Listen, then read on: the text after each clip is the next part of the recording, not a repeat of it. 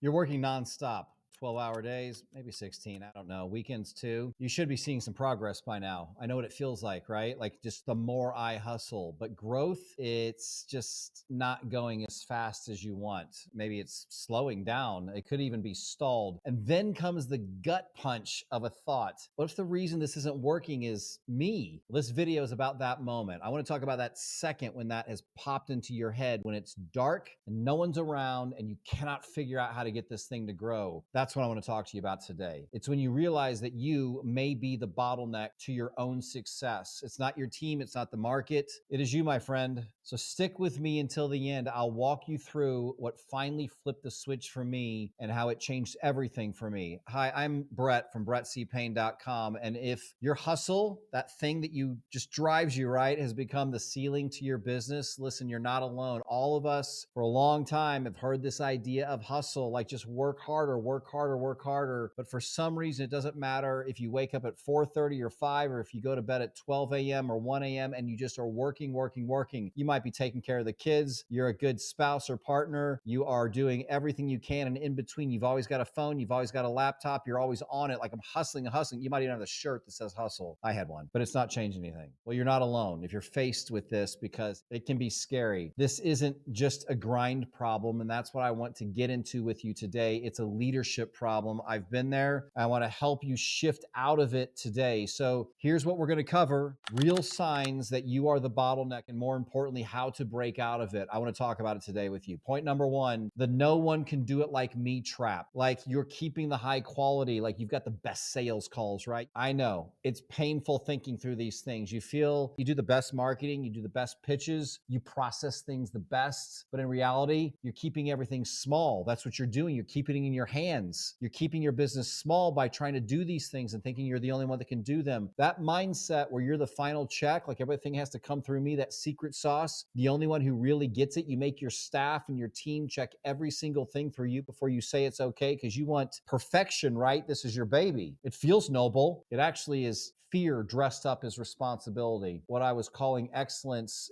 it was actually just control. That's what it was. Point number two, your team's waiting on you and you're calling it leadership. Feels good, doesn't it? People knocking on the door and, you complaining to your friends, your other business owners, like they all want something from me. I used to say that to people, like I can't even go to my office. Every time I walk in there, people are asking me these questions, right? They're waiting on you and you think it's leadership because they need you. You ever feel like your team is busy, but nothing moves unless you push it forward? Like you got to be there. You're the one. That's not leadership. That's micromanagement with a halo on it. That's all it is. If this feels uncomfortably familiar, which I want it to feel, hit subscribe. I share these real strategies to help without sacrificing your sanity or your weekends. And I promise you, I will do it in love. Point number three, your calendar is the bottleneck map. Here's a harsh truth. Hold on. Open your calendar for the last week. If 80% of it needed you, your business isn't growing. It's orbiting you. Let me say that again. Just grab your calendar.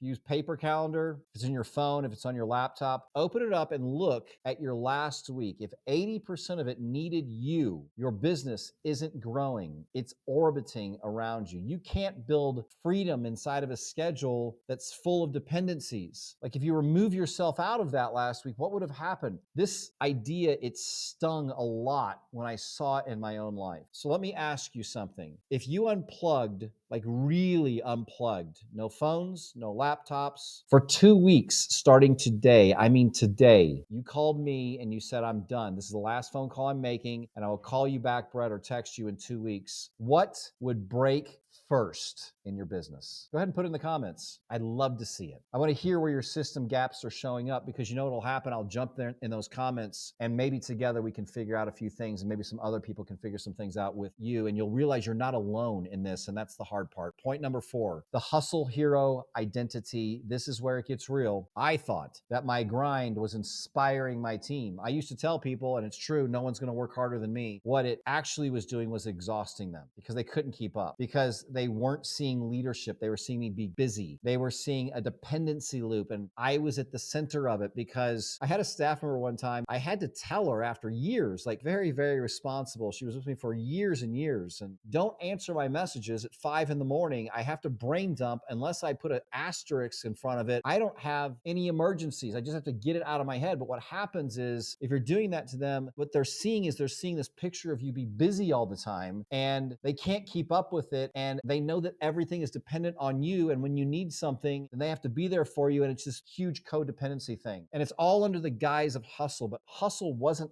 helping. The thing that flipped the switch for me was understanding that hustle wasn't helping anything. It was actually holding me back. I stopped being the hero and I started building real systems, ones that could win, not with me, but without me. If you're ready for that kind of shift, and that's a hardcore serious shift, go watch the next video called From Operator to Architect. That's the next one for you in this path. That video is going to show you the exact mindset pivots that I had to make and that you're going to make, and strategies like real, you're going to get done with the video, things I can do right now, those things that help me break free, and how you can too. The link is in the description for you. Point number 5, burnout isn't the price of impact. You don't have to burn out. Somewhere along the way, we started believing that burnout equals passion, right? Like bags under your eyes, this is like, right? You didn't shave, you haven't had a haircut in 2 months, you forgot to put on deodorant this morning, whatever the thing is. And it's just people see it and they're just like, he's exhausted. Like he's just so tired. And it feels like a badge of honor. Burnout isn't proof of commitment. It's proof that your system is broken. Had that happen really for years and years and years, I kept under this idea that if I just hustle, and I was feeling the sense of burnout, that it was this, again, a little bit of a badge of honor, but it wasn't. What that's an indication of is that you're the bottleneck, and burnout becomes inevitable. If you're the bottleneck for everything in your business, it will happen to you. And when it happens to you, all the creativity is gone. All of that inspiration when you were in your basement thinking of the next business that you were going to start, when you had that conversation with a friend and they mentioned that one thing and you thought, I think I can do that. Or you saw someone in a business and you thought, I think I can do that better. That creativity, that thing that while you were walking or driving or talking to your family, they heard your voice get a little bit more high pitched because you got excited about what you were going to do, or you felt like you had this secret of success. And if that happens, you will end up in burnout. And it's because you have become the bottleneck. And if you ignore it, this will become your business model. That's what will happen. And some of you are already there, but listen, you can get out of it for sure. That's when I knew something had to change, not just for me, but for the legacy that I was trying to build, because we only have so much time, right? If this hits home, I want you to go and watch From Operator to Architect next. That's your next step. It's not a theory. It's the behind the scenes look at the shift that freed my businesses for me. You're not lazy. You're not broken. I know that. You're just stuck in operator mode. But once you step out of that,